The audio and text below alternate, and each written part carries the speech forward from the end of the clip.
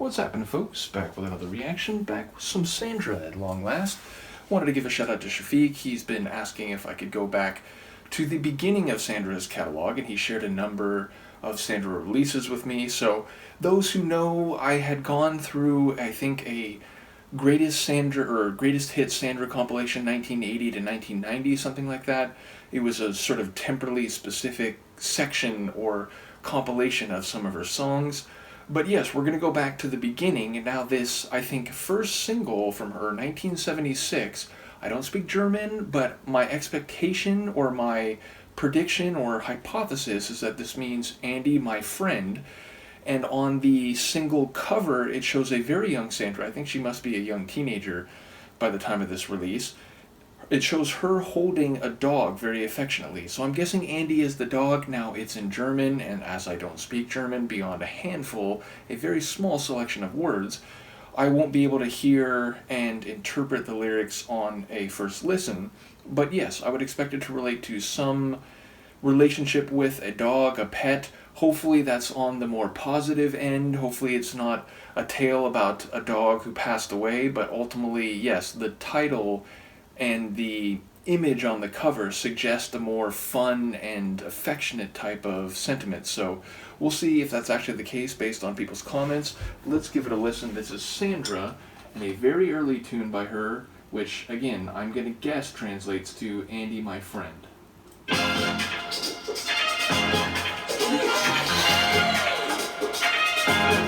Already some disco string flavor.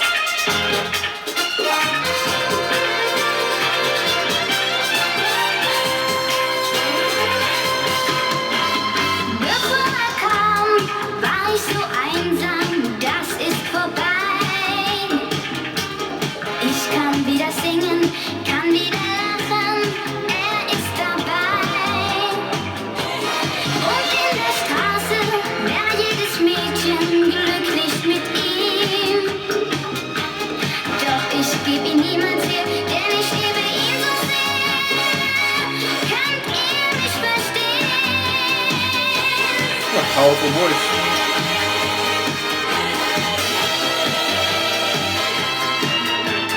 Andy, mein Freund, du bringst mir jeden Tag so viel Glück.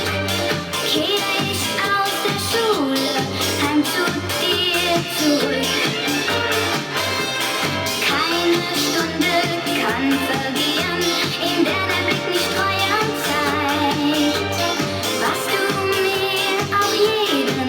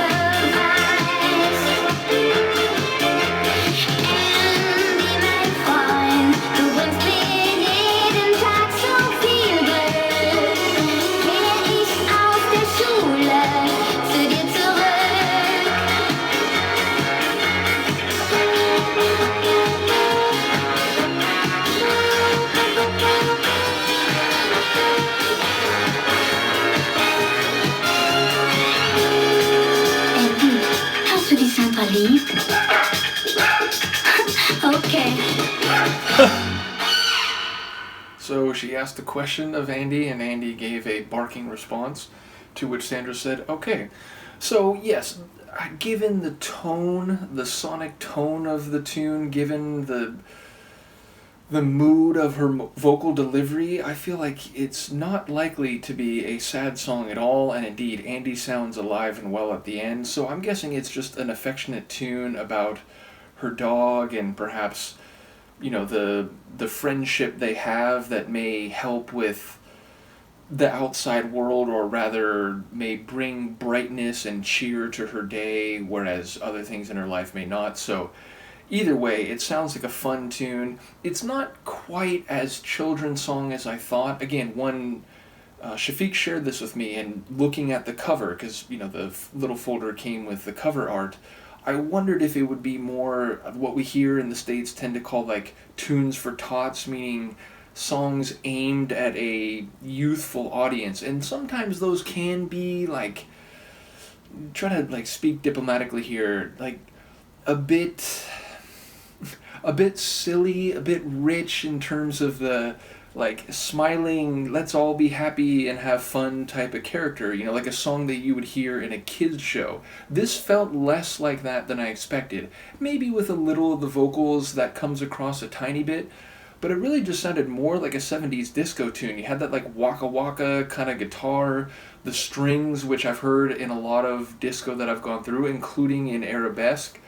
So yes, it felt more like a disco track of the 70s than maybe I was expecting, and her voice, even though sounding younger than some other Sandra songs that I've heard when she's older, still had a lot of power. There are a couple moments where the sheer force of her voice definitely came through. So again, shout out to Shafiq, who, when I looked at the material in the archive he made available, I was like, I don't know, should I start with something like so early? It feels like maybe I should start with something, you know, more similar to the Sandra material I've already gone through. And he said, no, you know, you should go through it all and just, you know, see the evolution of her voice and her music before she joined arabesque or before she went solo.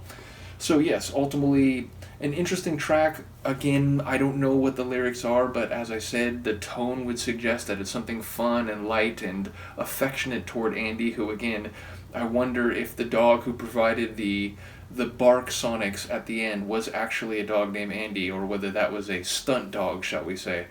In any case, yeah, there's another tune on here, a B-side. I don't remember in the moment. It's written in German, but obviously I could put that into Google Translate, which I didn't do for this, which just seems like, you know, I was maybe remiss. But the phrasing felt like, surely that's what it means, right? Andy, my friend. So again, tell me if I'm wrong about that.